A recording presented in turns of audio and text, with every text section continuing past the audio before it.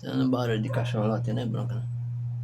Hoje eu falo de um tema que ninguém vai gostar não. Os falsos convertidos, as falsas convertidas. Aí tem gente que se converte, né?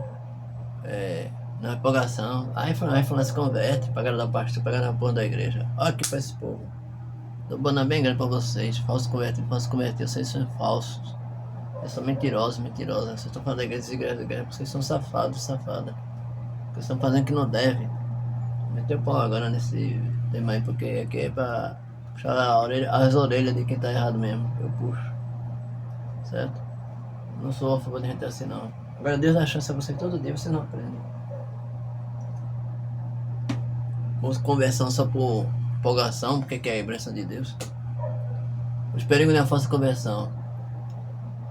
Aí tem as coisas aqui, ó. Vinde e tornemos ao Senhor, porque Ele despedaçou e nos sarará, feriu e nos atará a ferida. Depois de 2 dias nos dará vida. Ao terceiro dia nos ressuscitará e viveremos diante dele.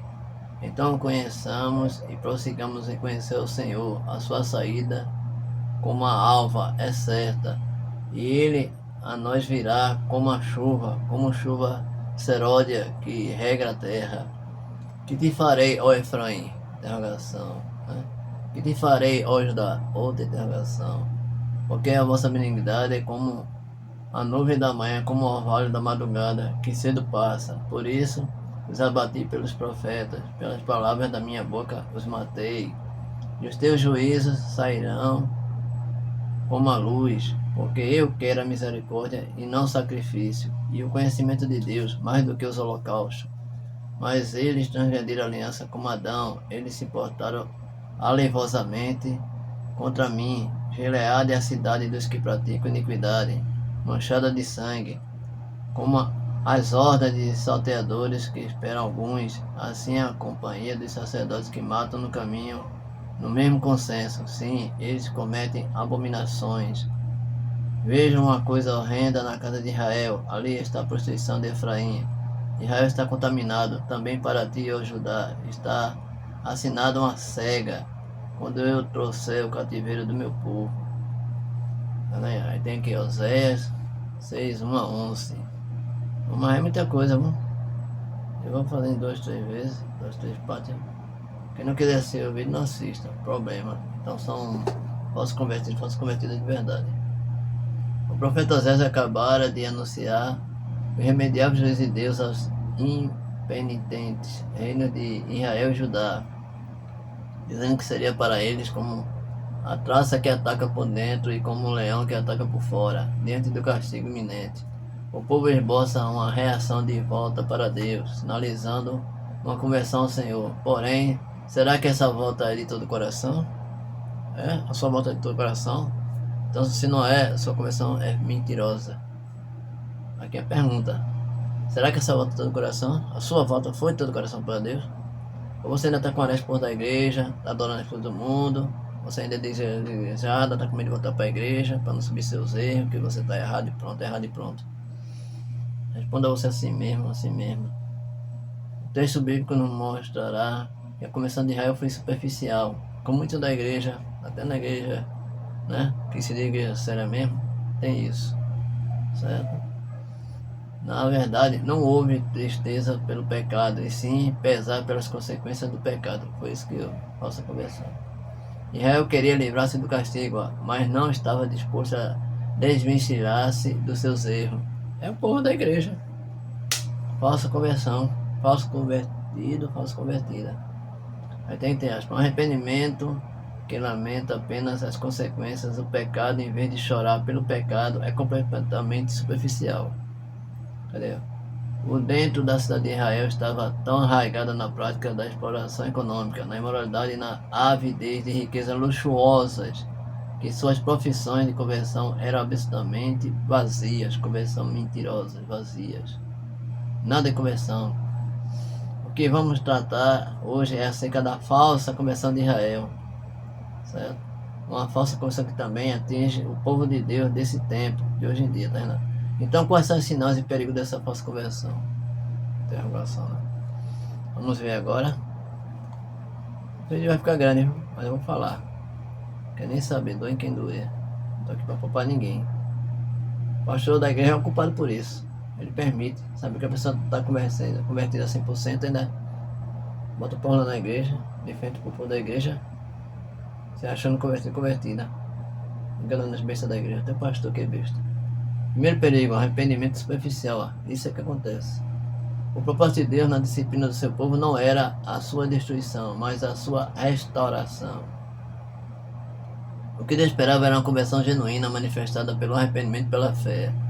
Estes são os dois elementos, a conversão. Enquanto o arrependimento é o reconhecimento da culpa, a fé é a volta para Deus para depositar nele inteira confiança. Mas então por que o arrependimento de Israel foi superficial? Vocês sabem? A pergunta. O povo queria livrar-se das consequências do pecado e não do pecado, tá vendo? A resposta. Entre aspas, vinde e tornemos ao Senhor, porque Ele despedaçou e nos sarará, feriu e nos atará a ferida, tá vendo? Isso eu já li, mas é bom ler de novo. Os judeus estavam preocupados em ser curados e não em ser purificados, tá vendo? Queriam felicidade e não santidade, uma mudança de circunstância e não uma mudança de caráter. Tá vendo o problema ainda está? Superficiais. Ó, queriam o quê? O que eles queriam? Não. Os judeus estavam preocupados em ser curados e não em ser purificados. Queriam ser curados, não queriam ser purificados. Queriam felicidade, não santidade. Felicidade todo mundo quer. Agora, procura santidade para ter felicidade. Uma mudança de circunstância e não uma mudança de caráter. Tá? Mudar com circunstância, mas o caráter da pessoa não muda, é o mesmo.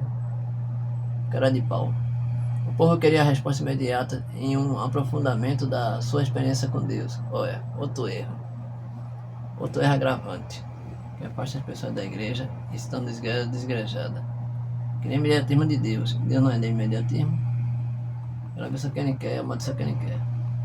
Entre aspas, depois de 2 dias nos dará vida, ao terceiro dia nos ressuscitará e viveremos diante dele. Tá vendo? Isso eu já li, mas é bom ler de novo. Israel acreditava que o tratamento divino funcionaria rapidamente. Queria um livramento imediato. Olha, é claudicando, né? Apostavam na cura instantânea, buscavam a solução sem reflexão. Não pode. Tudo conversão não genuína. Porém, Deus não se contenta com sinais externos. Ele não se agrada de palavras bonitas e corações impenitentes. Ele requer verdade no íntimo, verdade, não mentira. A nação, aliás, não estava apenas doente, mas se tornaria como um vale de ossos secos. Porém, mesmo diante dos sinais de morte, Deus levantaria o seu povo do pó. Seu espírito sopraria nele, nesse vale, né, de ossos secos, e um exército poderoso se reergueria das cinzas da morte. A busca pelo conhecimento de Deus visava mais as bênçãos de Deus do que o Deus das bênçãos. É como depois na igreja, eles querem Deus da bênção, mas não querem a bênção. Querem a bênção que Jesus dá, mas não querem Jesus. É isso que acontece. E hoje em dia, no plano atual e moderno. Então conheçamos e prossigamos em conhecer ao Senhor. A sua saída, aliás, né? Como a alva é certa. E Ele a nós virá como a chuva, como chuva seródia que rega a terra. Tá vendo? Isso eu já li, mas é bom ler de novo.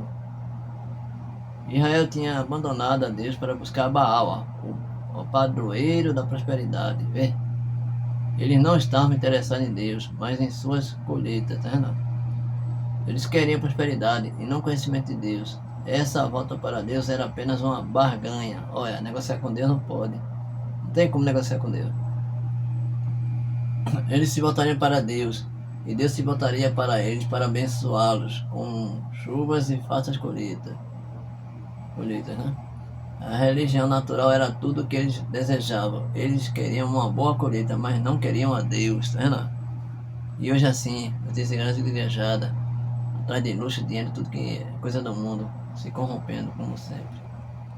Segundo perigo, ó, amor inconstante. Que te farei, ó Efraim? Ó interrogação. Que te farei, ó Judá? Outra interrogação. Porque a vossa benignidade é como a nuvem da manhã e como a orvalho da madrugada que cedo passa.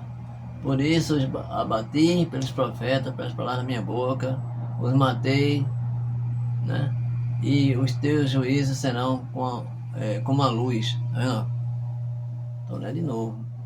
Deus colocou dentro da ferida e trouxe à luz a real condição espiritual de Israel. Além de um arrependimento falso, superficial, seu amor por Deus era epidérmico, vacilante, instável e passageiro. Tá vendo? Amor passageiro por Deus, por Jesus. Só tem amor a Deus e a Jesus quando lhe convém, quando querem algo deles. Não havia sinceridade em conhecer o Senhor, nem constância em amá-lo. Suas palavras eram bonitas, seu desempenho era irretocável. Externamente tudo parecia perfeito, porém Deus sondou o coração do povo e viu que nada era sincero e nada fazia sentido. Eram palavras que botaram de um coração sem amor profundo e duradouro por Deus. O amor de Israel por Deus era como uma nuvem da manhã e como um orvalho da madrugada, que dissipam rapidamente. Deus não quer que o nosso relacionamento com Ele seja constituído de palavras bonitas, de rituais vazios, de corações que se enchem de entusiasmo no dia e no dia seguinte estão frios. Louvor e adoração na igreja. Glória a Deus, aleluia. Vai pegar com encontro da igreja. Né? A pessoa que criou casa dentro da igreja está lá. Glória a Deus, aleluia. Empolgação, mas com um encontro dentro da igreja. Isso acontece. Aí tem que, entre aspas, um ritual superficial jamais pode substituir um amor sincero e obediência fiel a Deus, tá vendo? Quem não é obediente a Deus vai sofrer, meu amigo, minha amiga. Principalmente outra mulher que é obstinada pelas coisas do mundo. Ela tá numa mulher triste. Irmã, aqui a prova. No verso 6 tem uma comprovação de que a palavra de Deus é espada de dois gumes, é martelo que esmiuça a penha. Sua palavra é fogo que purifica o ouro, mas queima as escórias. Por isso, diante da pregação da palavra, os homens jamais poderão ser neutros. Ou serão melhores ou serão piores. Homens e mulheres, aqui se aplica aos dois. A palavra de Deus sempre exige uma resposta. Aliás, tudo que eu leio se aplica a minha mulher. Nunca é só o homem, é sempre a mulher também. A mulher pega mais do que o homem, erra mais do que o homem. Você nunca pode deixar de tomar uma decisão diante da exposição da palavra de Deus. Até indecisão é uma decisão. A decisão de não se decidir, e aqueles que não se decidem pela restauração, decidem-se pela sua própria destruição. Tá vendo aí? Isso é verdade. Israel desprezou a misericórdia do Senhor e agora enfrentará os seus juízos. Terão de enfrentar a severidade do Senhor porque desprezaram a sua bondade. Quando o juízo de Deus veio à luz, Israel foi levado para o cativeiro, porque desprezaram a graça de Deus, recebendo o castigo da sua justiça. Tá vendo? Deus não é mal não, Deus é bom, que não precisamos. Somos nós que estamos no erro. Principalmente as igrejadas, falso convertido. Aí o povo desse está na igreja. Não, eu sou convertido. De que maneira tu é convertida? Cadê tua conversão genuína? Conversa, rapaz, eu já conheço esse tipo de gente. Eu já vi isso aí, ó. E não me convence nesse povo, não. Mas quem vai cuidar de vocês é Deus. Também não põe ninguém aqui. Estou mostrando a verdade que eu estou lendo. Terceiro perigo, culto fingido. Adoração louvor na igreja. Galera, mas brigada com um com da igreja. Problema com um com o outro. Facção, já arranjou problema na igreja. Mas tá lá, cara de pau. E o pastor aceita, claro, né? Vamos botar uma ovelha arrependida para fora da igreja. Entre aspas, porque eu quero a misericórdia e não sacrifício. E o conhecimento de Deus mais do que os holocaustos. Não. O profeta mostra agora que o falso arrependimento e sua conversão superficial que não é verdadeira, é mentirosa, consistiam numa manifestação religiosa com um abundante sacrifício, mas desacompanhada de uma vida santa. Esse que o povo não tem vida santa. Não havia conexão entre o culto e a vida. Existia um profundo abismo entre o que eles falavam e elas, né? E o que faziam, entre o que professavam e o que praticavam. O povo de Israel queria substituir piedade por religiosidade, quebrantamento por desempenho, amor verdadeiro por rituais sofisticados. Por isso, algumas verdades podem ser observadas nesse texto. Vamos mais adiante. Vão achar ruim o problema de vocês. Não devo nada assim, não, tudinho. O culto que agrada a Deus manifesta-se numa relação correta com o próximo, se dando às pessoas que não querem mudar. Pra mim, né? Não estou mandando pro inferno, não. O povo estava indo ao santuário e fazendo o seu sacrifício, mas seu relacionamento estavam quebrados, certo? Havia injustiça no comércio, opressão dos ricos sobre os pobres, corrupção nos palácios, crueldade nos tribunais, violência nas ruas, prostituição nos altos. O povo estava doente, pensando que seu sacrifício pudesse substituir a prática da misericórdia.